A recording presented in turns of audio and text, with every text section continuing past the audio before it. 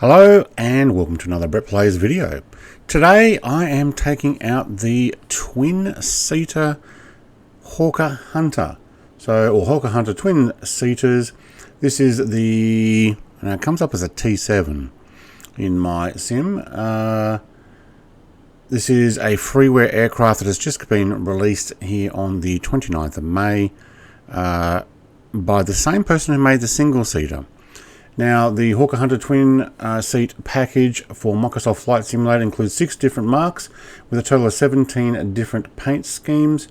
Fully MSFS native with custom WY sound pack, includes detailed pilot notes, configurable drop tanks, and a braking chute animation. Now, I'm going to show all those things. Now, this is 12 months after the, or thereabouts after the single-seater one. I did do a review on that. I think it's actually done really well. What we'll do is we will configure the tanks and go through the pilot notes that the developer has actually released. Let's see if we can actually get those on screen here now. So we actually do have a full 2-seater PDF note thing here, which allows us to actually start the aircraft. We can go through introduction, talking about the twin or the single, and all the different things we can do to open and close canopies, lights, and the rest. So what I'm going to do is actually show you on screen these options. So let's get inside and have a look around first. Great detail. Love this twin seat setup. What we'll do is we'll open the canopy first. Very nice. Got our ladders on still. Plugs in, tags on, chocks around. Well done. Okay, so if we want to start this aircraft, we'll probably still do it with the cockpit open. What we want to do is the low pressure fuel cock needs to be opened first. Then the high pressure, and then the battery master on, which is hiding here behind the flight stick. You can hide the flight stick if you want to, make it easier. You need the left fuel pump on, which is booster on here. Then you need the right fuel pump on, which is the one next to it as well. We will need to put the starter on. And this is the one step I had trouble finding. Underneath this little cap is the starter button. So we press the starter button, and there we go. We also have master camera power on and pitot heat. We won't need the camera on. It will get loud. If we look from outside, we do now have the chocks off and the pilots in. Again, the cockpit, pull that down, canopy comes down. Nice sounds, very good. Now, let's go through our startup. We can do the light system. So we actually have multiple light systems in this. We're not running in dark, but we do have panel lights. We can have panel lights for both sides. We also have the co-pilots low visibility lights, and the same here on the wall, I think it is. Yep, there we go. I'll leave those on. Now we have our nav lights, beacons. We do have what's called a Harley light. If someone will let me know what that one is. It doesn't work when you're turned off. Not sure whether it's something that sits behind while you're turned off, while it's actually on locked up. We also have a tail hook button, but no tail hook. At least I can't get that to work, so I'm not sure whether that's on a different model, but they're all the same cockpit. Very likely. We can also turn our flight stick back on. Alright, payload. Now, apparently we have 2 different options. We have a payload setting that is on 6 here, which means we have these tanks. If we go to 4, it should just be pylons. though I didn't see any difference there. Okay, and that's clean. Okay, that did actually take them off. Alright, back on. That's meant to be pylons only, unless their tanks are empty. And we go 2, we actually put in the full. Now I noticed that when I put in my testing before with this, if you put it in through the fuel management system, by putting it in here, I couldn't then use this button to turn them off because I had entered in the other setting. So let's go all the way to here. This is actually in that manual, so you can get to see which one works for which stage. This is our parachute, which we'll use when we actually land. This does add drag to the aircraft. We will want to put on our heads up. We do have a target reticle. Also can come down here and move this little gun sight sun visor. Flips it up, press it there, goes back down. That's that one there. You can also change views. So we've got our default view. We've also got a panel view. And we can look, yep, hold it there. Okay, if we also go up, we get the co-pilot's view, and I believe you can do the same thing here. So it's the same on both for the co-pilot, and if they want their, we can actually put it at a different brightness if we want to, and put the sun visor up. So that's available for co-pilot seat, and you've got your pilot seat, and that's the only other view you have other than inside. Now looking to the left, it doesn't automatically go back to the middle. Looking to the right, it doesn't go back to the middle. You've got to press the default.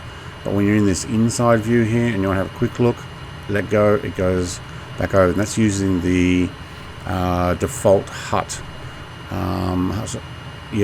Hat button. Also, I noticed this mirror is quite bright. We can move it, and if we press the little mark down here, we can actually remove them completely. So we can adjust them. Yep, that's pretty bright.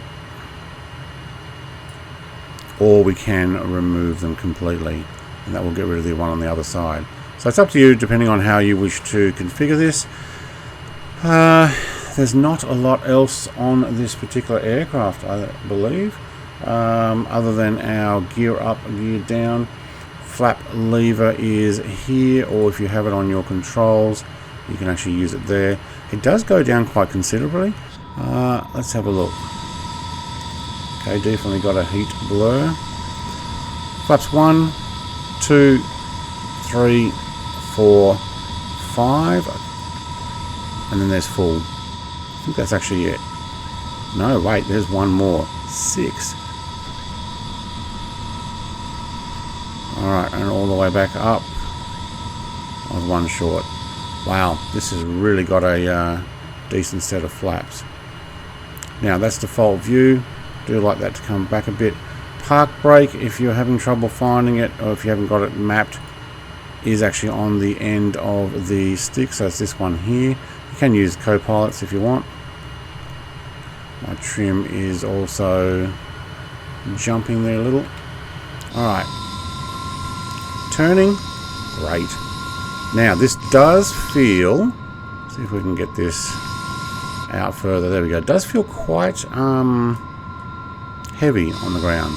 Like it feels like it's got a bit of weight, but we can, okay, well maybe I was going to say we can throw it around a lot, but no.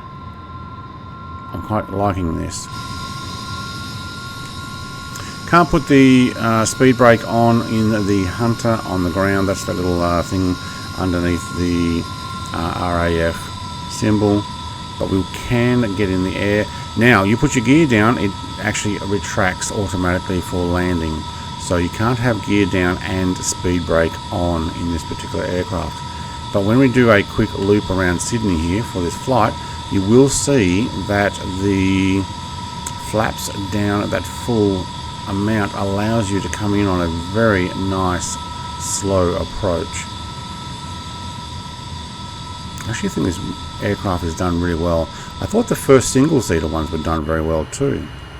So kudos to the developer. Nothing coming in. I'm going to take flaps 1 for a takeoff here. Great sounds. Might actually wait for AI to get off the runway, since I am always fighting AI.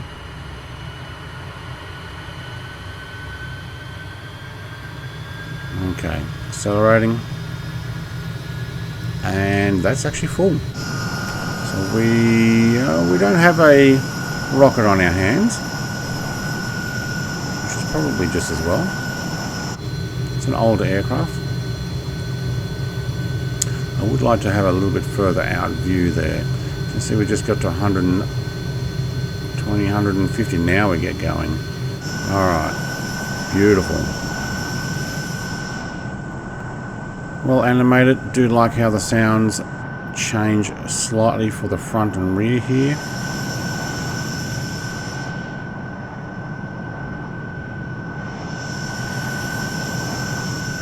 Very nice. Probably should climb here.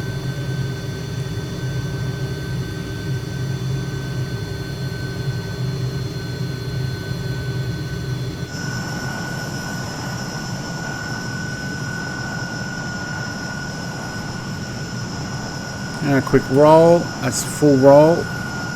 It's about as fast as you're going to get this thing rolling. Now let's try that again from behind.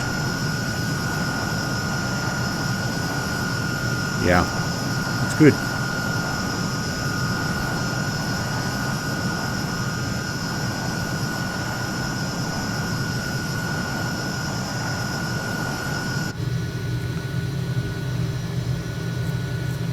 Very nice aircraft to fly. It does feel quite stable. I can probably take my hands off the stick once we level this out.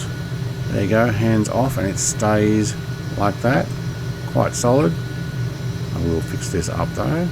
Go under a bridge past the Blues Point Tower. Shatter their Chinaware.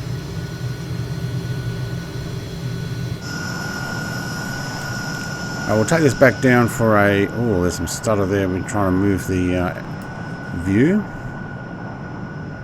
No, I think it's just the sim. I don't think it's this aircraft. Alright. Speed brake on. Works well. Quite well animated. Quite happy with this. I think this is probably better quality than many of the payware that make their way to the market. But this is actually free. You can donate on flightsim.to where this file is actually hosted. If you want to buy the person a coffee or the likes. But it is actually offered for free. So I think it's actually quite amazing for the quality that you're getting.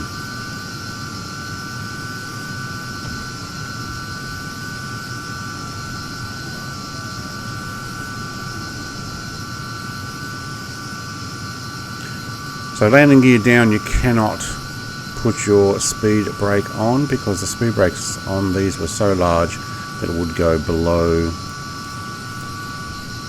the landing gear and scrape, especially if you're landing on the rear wheels first, obviously.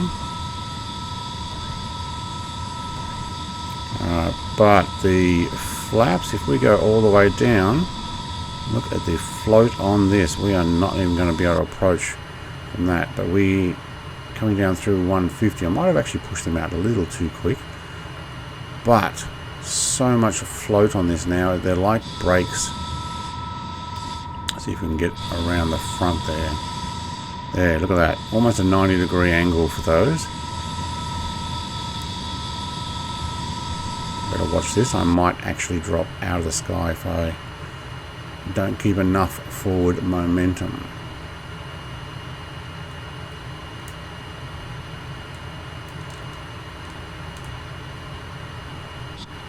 Oop. And nice. Alright, and then we can apply our parachute. And there it is there. Now the parachute will automatically disappear once we get past a certain amount. There we go. And it packs away automatically. Very good. Flaps up. So the Hawker Hunter twin-seater file will be linked in the description here. I hope you enjoyed. I know I'm going to. I'm going to have to take this out for a live stream flight, multiplayer. Welcome to come and join. Bring it along with you. Thanks for watching. Have a great day. Bye.